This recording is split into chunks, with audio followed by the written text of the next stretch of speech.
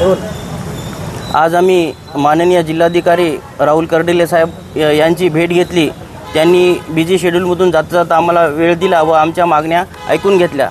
मागील 2024मध्ये आम्ही United insurance जी company आहे त्या कंपनी मार्फत पंतप्रधान फसल विमा योजना जी आहे त्या योजनेमध्ये आम्ही पीक विमा भरलेला आहे। तरी भरूनसुद्धा 1 वर्ष झालं कालावधी होऊन पण आमच्या अकाउंटमध्ये अजून पण पैसे शेतकऱ्याचे आले नाही।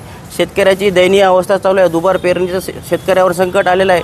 शेतकऱ्याला आता अत्यंत पीक विम्याची गरज आहे। शासनाने कर्जमाफीकडे सुद्धा दुर्लक्ष केलेलं आहे। तरी त्वरित पीक विमा वितरित करावा असे आदेश कलेक्टर साहेबांनी द्यावे अशी आम्ही त्यांना निवेदनाद्वारे विनंती केलेली आहे। त्यांनी सुद्धा आमचे म्हणणं ऐकून गेलेलं आहे। शेतकऱ्यासाठी कोणी राजकीय नेते पुढाकार घ्यायला तयार नाही, कोणी पदाधिकारी बोलायला तयार नाही। शेतकऱ्यांनी काय करावं, अत्यंत बिकट अवस्था शेतकऱ्यात झालेली आहे। शेतकऱ्याला कोणी कर्ज द्यायला तयार नाही। शेतकऱ्याला कृषी सेवा केंद्रावाले आपले जे बियाणे असते, कीटकनाशक असते, खत असते त्याचीसुद्धा कोणी मदत करायला तयार। शेतकऱ्याची अत्यंत बिकट अवस्था झालेली आहे। शेतकरी मरण अवस्थेमध्ये आलेला आहे। आत्महत्याशिवाय शेतकऱ्याला आता पर्याय नाही। तरी युनायटेड इन्शुरन्स जी कंपनी आहे या कंपनीने शेतकऱ्याला 8 दिवसामध्ये जर विमा वितरित नाही केला तर आम्ही सर्व शेतकरी त्यांच्यावर गुन्हे दाखल करणार किंवा कोर्टामध्ये आम्ही त्यांच्या विरुद्ध दावा दाखल करणार आहोत।